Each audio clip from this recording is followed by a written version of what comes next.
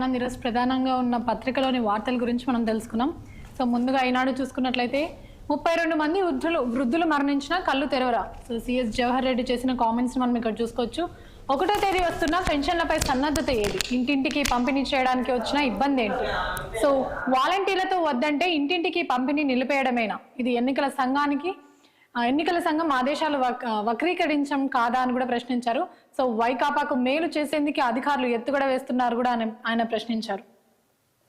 So ఇక్కడ చూసుకుంటే ఎన్నికల వేళ బకాయిల తాయిలం, ఉద్యోగాలకు సరెండర్ లీవ్స్, నగదు చెల్లింపులు, ఒక్కొక్కరి ఖాతాలో 50,000 నుంచి 1,00,000 వరకు జమ. ఇన్నాళ్ళు వేధించి ఇప్పుడు బుజ్జగింపుల, మిగిలిన బకాయిల సంగతి ఏంటని ఉద్యోగుల ప్రశ్న. సో ఇక పవన్ కళ్యాణ్ కి సంబంధించిన కొన్ని పాయింట్స్ చూసుకున్నట్లయితే భవిష్యత్తు బుగ్గిపాలే. సో వైసీపీకి ఓటేస్తే భవిష్యత్ బుగ్గిపాలే అంటూ కూడా ఆయన వ్యాఖ్యానించారు. సో సీఎంపై గులకరాయి వేసిన వ్యక్తిని రోజుల్లోనే పట్టుకోగలరు, అంతర్వేది రథాన్ని కాల్చిన వాళ్ళను ఇన్నేళ్ళైనా పట్టుకోలేదు. చెల్లెలి దుస్తుల గురించి మాట్లాడే స్థాయికి దిగజారిన జగన్. మల్లికాపురం వారాహి విజయ బేరి సభలో పవన్ కళ్యాణ్ ధ్వజం. సో 30న కూటమి మేనిఫెస్టో విడుదల. సో అలాగే ఏదైతే మేనిఫెస్టో ఉందో అన్ని వర్గాలకు మేలు చేసే విధంగా ఉంటుంది అని కూడా ఆయన స్పష్టం చేశారు. ఇక పోలింగ్ కి సంబంధించిన వార్త చూసుకుంటే 2వ విడతలో 63.5% పోలింగ్, 88 స్థానాల్లో పూర్తయిన ఎన్నికలు, స్వల్ప ఘటనలు మినహా ప్రశాంతం. సో త్రిపురలో 79, మణిపూర్లో 77% నమోదు. సో 100% వీవీప్యాట్ల స్లిప్పులు లెక్కింపులు అసాధ్యం. ఈవీఎంలు నమ్మకమైనవే, కాల పరీక్షలో నెగ్గాయి, వాటిపై ఆరోపణలు నిరూపించే ఆధారాలు లేవు. సో సుప్రీంకోర్టు ద్విసభ ధర్మాసనం స్పష్టీకరణ. సో జగన్ జమానాలో వైద్యానికి వైరస్, ప్రజారోగ్యానికి అత్యవసర కేటాయింపులు, 5 ఏళ్లలో సర్కార్ ఆసుపత్రులు నిర్వీర్యం, ఆరోగ్యశ్రీ సేవలు అధ్వానం, ఇది జగన్ మార్క్ ప్రజారోగ్య వ్యవస్థ. సో ఇక జగన్ పై షర్మిల చేసిన కొన్ని కామెంట్స్ మనం ఇక్కడ చూసుకోవచ్చు. 5 సంక్రాంతులు వెళ్ళాయి, జాబ్ క్యాలెండర్ ఏది, యువతను మోసం చేసిన జగన్ ఎమ్మెల్యేలు ఎంపీలకి సీఎం అపాయింట్మెంట్ ఇవ్వరు, అలాంటి వ్యక్తి ప్రజల కష్టాలు ఏం పట్టించుకుంటారు అని కూడా ఆమె ఫైర్ అయ్యారు. అలాగే ఎన్నికల ప్రచార సభల్లో షర్మిల. సో ఇక మరో పత్రికలోని ప్రధాన వార్తలు చూసుకుందాం.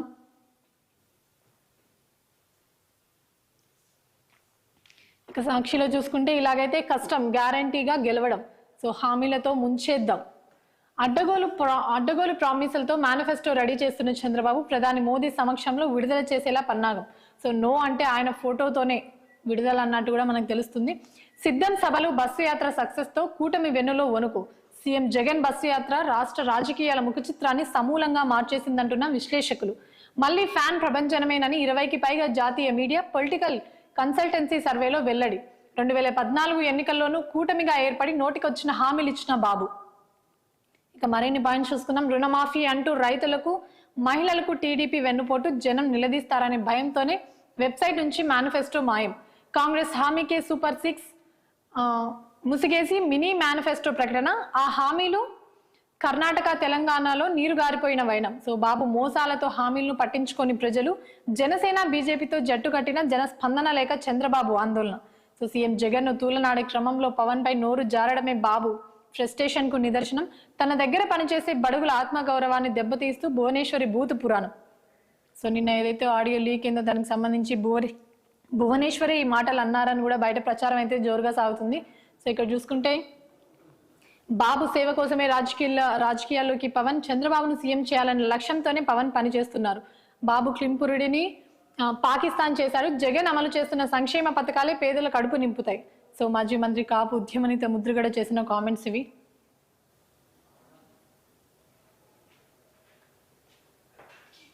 ఇక ఆంధ్రజ్యోతిలో ప్రధానంగా చూసుకుంటే తెలంగాణకు సంబంధించిన వార్తలు ఇక్కడ చూసుకోవచ్చు. సో ఈవీఎంలపై సరైనవి అంటూ ఇందాక కూడా చూసుకున్నాం మనం.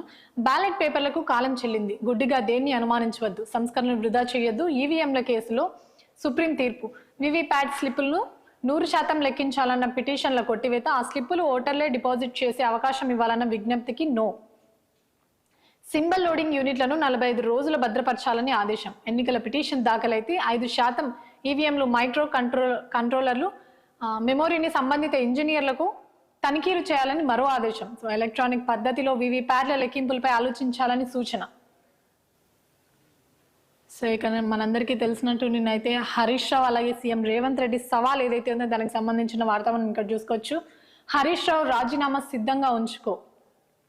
సో రేవంత్ చేసిన కామెంట్స్ ఇవి. 15 ఆగస్టులోగా రుణమాఫీ చేసి తీరుతాం. ఒక ఏడాది కడుపు కట్టుకుంటే చాలు, బ్యాంకులకు ఎడమ చేతితో చెల్లిస్తాం. ప్రభుత్వాన్ని కూల్చే కుట్రలు జరుగుతున్నాయి, వాటిని సోషల్ మీడియా వారియర్స్ తిప్పికొట్టాలి. ఇక్కడ కేసీఆర్ ను ఓడించి సెమీఫైనల్లో గెలిచాం. కేంద్రంలో నరేంద్ర మోడీని ఓడించడం final. Congress social media warriors తో సీఎం రేవంత్ భేటీ. సో మోదీ కాలనాగు లాంటోడు పగ పడతాడు, రిజర్వేషన్లు పోవాలంటే బీజేపీకి ఓటేయండి. సో జహీరాబాద్ జన జాతర సభలో సీఎం రేవంత్ చేసిన కామెంట్స్. సో ఇక్కడ చూసుకుంటే రాజీనామాతో వచ్చా రేవంత్ ఎక్కడ అంటూ హరీష్ రీకౌంటర్ వేసిన ఒక కామెంట్స్ ని కూడా మనం ఇక్కడ చూసుకోవచ్చు. మేధావుల చేతికి నా రాజీనామా లేఖను అందిస్తున్నా. ఆగస్టు 15లోగా రుణమాఫీతో పాటు 6 గ్యారంటీలను ఈ సర్కార్ అమలు చేస్తే వాళ్ళే స్పీకర్ కి ఇవ్వచ్చు. ఇప్పటికైనా క్షమాపణ చెప్పాలి. సో గన్ పార్క్ వద్ద హరీష్ రావు చేసిన కామెంట్స్. సో ప్రస్తుతం దేశంలో ఎండలు ఎలా ఉన్నాయో మనం రోజు చూస్తున్నాం. దానికి సంబంధించి కొన్ని అప్డేట్స్ కూడా మనం ఇక్కడ చూసుకోవచ్చు. రెడ్ అలర్ట్, ఎండ తీవ్రతతో చాలా జిల్లాలకు ప్రమాద హెచ్చరిక. నేటి నుంచి 3 రోజులు పలు జిల్లాల్లో వడగాలులు. పొడి వాతావరణంతో 2 నుంచి 3 డిగ్రీల అధిక ఉష్ణోగ్రత. ఉదయం 11 తర్వాత అత్యవసరమైతేనే బయటకు. సో నిప్పులు కుంపటి జమ్మికుంట 45.6 డిగ్రీలు. వరంగల్, నల్గొండ, కరీంనగర్ జిల్లాల్లో 45 డిగ్రీలకు పైగానే ఉష్ణోగ్రత నమోదు. సో వడదెబ్బతో ప్రైవేట్ ఉపాధ్యాయుని ఒక కూలీ మృతి. 5 రోజులు మంటలే, తీవ్ర వడగాలు. సో ఈసారి ఎన్నడూ లేనంత వేడి, గత రికార్డు బద్దలు. రాయలసీమ, తెలంగాణలో కూడా ఈ ప్రభావం చూపుతుందని కూడా మనకి ఇక్కడ వాతావరణ శాఖ వెల్లడించింది. ఇక రాహుల్ గాంధీకి సంబంధించిన కొన్ని పాయింట్స్ చూసుకుంటే, బళ్ళారిలో చెమ్ము చూపిస్తున్న రాహుల్, భయంతోనే మోదీ వణికిపోతున్నారు అంటూ కూడా కామెంట్ చేశారు. స్టేజ్ పైన కన్నీళ్లు కూడా పెట్టుకుంటారేమో. ప్రధానిపై రాహుల్ సంచలన వ్యాఖ్యలు. తాము అధికారంలోకి వస్తే అగ్నివీర్ రద్దు, జీఎస్టీలో మార్పులు చేస్తామని హామీ. సో ప్రాంతీయ పార్టీలను దెబ్బతీసే కుట్ర అంటూ కూడా మాజీ సీఎం కేసీఆర్ చేసిన కామెంట్స్ ఇవి. పట్టు పెంచుకునేందుకు ఏకమైన బీజేపీ, కాంగ్రెస్. ఛోటాబాయ్, బడేబాయ్ ఎవరికి ఓటేసినా మీటర్లే. ప్రతి స్కీమ్లో మోసం దగా చేస్తే ఊరుకోను. మహబూబ్ నగర్ రోడ్ షోలో కేసీఆర్ చేసిన కామెంట్స్. సో ఇక్కడ చూసుకుంటే, అన్నా నువ్వే గెలుస్తావు. మల్కాజ్గిరి బీజేపీ అభ్యర్థి ఈటలతో బీఆర్ఎస్ నేత మల్లారెడ్డి. సో వివాహంలో ఎదురుపడ్డ నేతలు ఆప్యాయంగా హత్తుకొని గెలుపు నీదేనన్న మల్లారెడ్డి. మల్కాజ్గిరి లోక్సభ నియోజకవర్గ పరిధిలో మల్లారెడ్డి, ఆయన అల్లుడు అసెంబ్లీ స్థానాలు. సో ఇక వెలుగులో ప్రధానంగా చూసుకుంటే ఇక్కడ కూడా రేవంత్ అలాగే హరీష్ రావుకి సంబంధించిన వార్త అని కూడా మనం చెప్పుకోవచ్చు. సో రుణమాఫీ చేయకపోతే మాకు అధికారం ఎందుకు అంటూ కూడా రేవంత్ చేసిన కామెంట్స్ ఇవి. ఇందుకు మహా అయితే 30,000 కోట్ల నుంచి 40,000 కోట్లు అవుతాయి. సో కేసీఆర్ దోపిడీ కంటే క్రాప్ లోన్ మాఫీ ఖర్చు ఎక్కువేం కాదు. రైతులు మా కుటుంబ సభ్యులు, మా పరివారం. 15 ఆగస్టులోపు 2 లక్షల రుణమాఫీ గ్యారంటీ. హరీష్, స్పీకర్ ఫార్మేట్ లో రాజీనామా చేసి లేఖను జేబులో పెట్టుకో. రిజర్వేషన్ల రద్దు, మోదీ కుట్ర. బీజేపీ అంటే బ్రిటిష్ జనతా పార్టీ అంటూ కూడా కామెంట్ చేశారు. అప్రమత్తంగా ఉండాలి, బీజేపీ తప్పుడు ప్రచారాలను తిప్పికొట్టాలి. సోషల్ మీడియా కార్యకర్తలతో సీఎం సమావేశం. ఇక్కడ చూసుకుంటే, క్రాప్ లోన్ల పాత బకాయిలు సర్కార్ మెడకే. 1,00,000 పంట రుణాలకు పూర్తి స్థాయిలో మాఫీ చేయని గత బీఆర్ఎస్ ప్రభుత్వం. ఇంకా 14 లక్షల మందికి పైగా రైతులకు 9,000 కోట్లు పెండింగ్. సో ఇక్కడ కూడా ఎండకి సంబంధించిన వార్త చూసుకోవచ్చు. సో ప్రస్తుతం ఎండ ప్రభావం అయితే ఎలక్షన్ ప్రచారం మీద పడిందని కూడా చెప్పుకోవచ్చు. ప్రచారానికి వడదెబ్బ. ఉదయం 10 లోపు, సాయంత్రం 6 తర్వాతే లీడర్ల క్యాంపెయిన్. మధ్యాహ్నం అంతా పార్టీ ఆఫీసుల్లో కేడర్తో మంతనాలు, లేదంటే ఏసీ ఫంక్షన్ హాల్లో మీటింగ్స్. రాష్ట్ర వ్యాప్తంగా తీవ్ర వడగాలులు, పలు చోట్ల 45 డిగ్రీలు దాటిన టెంపరేచర్స్.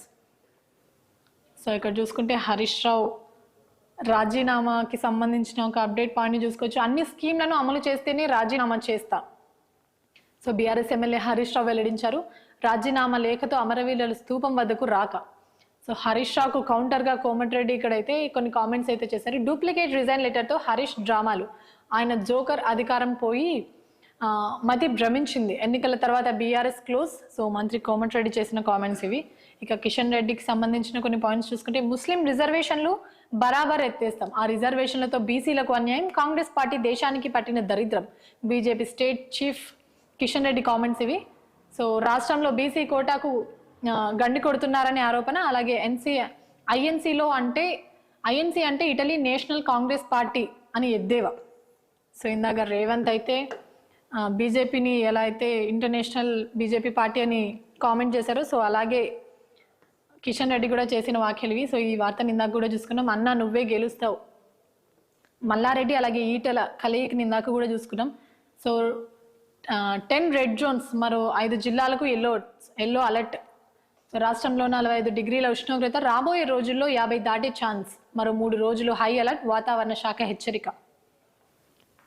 సో ఇక్కడ కూడా ప్రధానంగా హరీష్ అలాగే సీఎం రేవంత్ రెడ్డికి సంబంధించిన అప్డేట్ని మనం చూసుకోవచ్చు. రుణంపై రణం, ఎన్నికల ప్రచారంలో నేతల డైలాగ్ వార్, రుణమాఫీపై సీఎంకు హరీష్ రావు సవాల్. దీంతో పాటు మరో 7 హామీల పైన 15 ఆగస్టుకు అమలైతే రాజీనామా చేస్తా, లేకుంటే సీఎం పోస్ట్ నుంచి తప్పుకోవాలని డిమాండ్. సో ఇక్కడ చూసుకుంటే భూమి ఆకాశాలు ఏకమైన అమలు తథ్యమని బహిరంగంగా సవాల్ స్వీకరించిన రేవంత్, రిజైన్ లెటర్ను రెడీ చేసుకోవాలని సూచన, రుణమాఫీ గురించే ప్రస్తావించిన సీఎం. సో ఇదిగో రేవంత్ నా రాజీనామా, ఏకకాలంలో 6 గ్యారెంటీలు, రుణమాఫీ అమలు చేస్తే మళ్ళీ పోటీ చేయను, చేయలేకపోతే పదవి నుంచి తప్పుకుంటావా అంటూ కూడా ప్రశ్నించారు. సో బెషాజాలు ఉంటే సిబ్బందితో రిజైన్ లెటర్ పంపు, అమరవీరుల స్తూపం వద్ద ఎమ్మెల్యే హరీష్ రావు కామెంట్స్ ఇవి. సో దీనికి కౌంటర్గా నీ సవాలు నేను స్వీకరిస్తున్నా అంటూ కూడా సీఎం రేవంత్ రెడ్డి స్పష్టం చేశారు. హరీష్ రాజీనామా లేఖ రెడీగా పెట్టుకో, ఆగస్టు 15 లోపు 2 లక్షల రుణమాఫీ చేస్తా, అది రిజైన్ లెటరా మీ మామ రాసిన సీసా పద్యమా. సో హరీష్ రావుకు సీఎం రేవంత్ రెడ్డి కౌంటర్ అని కూడా మనం ఇక్కడ చెప్పొచ్చు. సో బిడ్డ బెయిల్ కోసం బీఆర్ఎస్ బలి, కవిత కోసమే బీబీ పాటిల్ బీజేపీలోకి, కారును మోడీ చేతిలో పెట్టిన కేసీఆర్, ఢిల్లీ మోదీ, గజ్వేల్ కేడీ తెలంగాణకు అన్యాయం చేసిండు, 400 సీట్లతో రాజ్యాంగాన్ని మార్చే కుట్ర, రాష్ట్రంలోని బసవేశ్వర సంగమేశ్వర ప్రాజెక్టులు పూర్తి చేస్తామని సీఎం రేవంత్ రెడ్డి స్పష్టం చేశారు. సో ఇక్కడ చూసుకుంటే కేసీఆర్ కామెంట్స్ చూసుకోవచ్చు. మీ అయ్య జాగీరా, అందరికీ రైతు బంధు ఎందుకు ఇయ్యరు అంటూ కూడా కామెంట్ చేశారు. రాష్ట్రాన్ని నాశనం చేయాలని చూస్తే యుద్ధమే, ప్రత్యేక రాష్ట్రం తెచ్చిన నన్ను గుడ్లు పీకుతా, పేగులు మెడలో వేసుకుంటా, సో జైల్లో పెడతా అంటాం, ముఖ్యమంత్రి సంస్కారం అంటూ కూడా ప్రశ్నించారు.